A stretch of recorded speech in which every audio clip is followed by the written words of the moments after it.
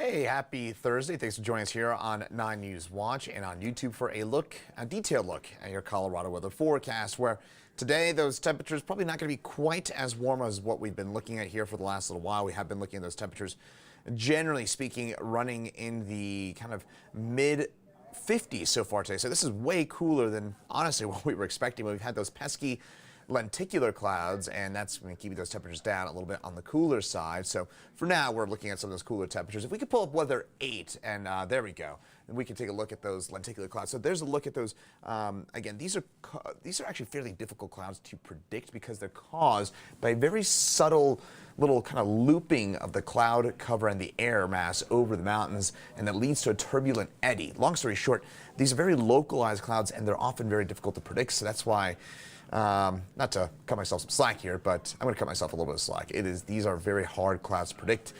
It does look like we'll break on out a little bit later on today, but those clouds, they'll be pesky, and they're going to stick around for at least a few more hours. Tomorrow, it warms on up, and then we get a minor weekend storm that could lead to some minor accumulations of snow for the mountains and maybe a little bit of added cloud cover for us here along the Front Range. So there's a look at that forecast. Now, what we would like to see is some rain for us in Denver. We need it. We've only seen 1/3 of an inch of rain since September the 1st. That is the 15th driest start to fall on record for us here in the Denver area, and that comes off of our 9th driest summer on record. So unfortunately, despite the fact that we had just an exceptionally busy spring, you might remember we had all the rain and all the snow. It felt like it wouldn't stop.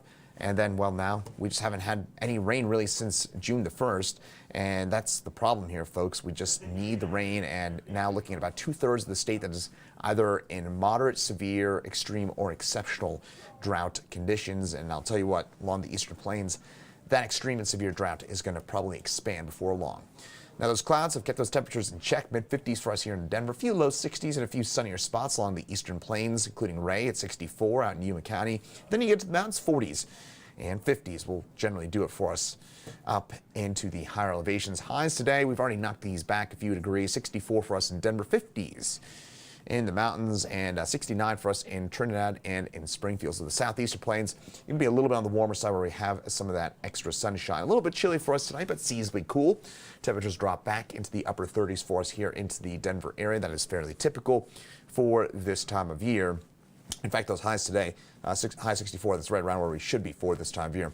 Clouds, again, should break on up over the next few hours, and then we'll see some cloud cover work its way on in from the west. Then you get to the eastern plains for us as we get into your day tomorrow. Well, you will warm on up a few spots, could touch 80 degrees, which is pretty late in the season for us to be talking about temperatures that warm. What we're looking at for your day tomorrow, about 10 degrees above average for this time of year. Slide at 70, Vail 59, Gunnison at 63, and Alamosa for our friends in the San Luis Valley, mid to upper 60s, even in some of those higher elevations like Alamosa at 7,700 feet. Tomorrow, Denver 72, 73 Erie, 65 Evergreen, 72 Bennett, 74 Morgan. So a lot of us looking at those warmer temperatures as we head over the next little while.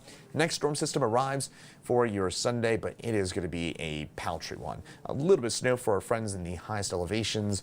That'll be on Sunday, primarily Saturday night, Sunday. We do see a little bit of light snow overtake some of the mountains, especially from the West Elks, the Maroon Bells north, and into the Parks, the Elk Heads, and the Flat Tops. Then we see a more significant system. This is the one that's actually going to lead to some very heavy rain for California this weekend. In fact, already starting to see some of that rainfall move its way into the Bay Area today. This weekend, California gets socked with a lot of rain and mountain snow. We get clipped by that same system, and by Tuesday and Wednesday, it'll lead to some snow for us. This will be a bit more of a significant system, maybe 3 to 6, 4 to 8 inches of snow for 8,000 to 9,000 feet or above locations.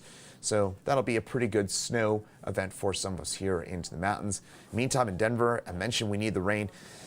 Doesn't look too promising here, folks. Looks like as we head through the next 7 days, we've got minimal rain chances with that system Tuesday and Wednesday, but this will likely be a downsloping wind event, and that means we'll just get kind of a little bit of cloud cover, maybe a stray shower, that kind of thing for your Tuesday and your Wednesday, but no significant meaningful moisture anywhere in the near-term forecast. So that is not great news, but we do have those temps in the low 70s as we head through the next little while. Monday, mid-70s out ahead of that next storm system before we cool back down to just seasonable levels by the middle of next week. And again, no significant moisture in the forecast.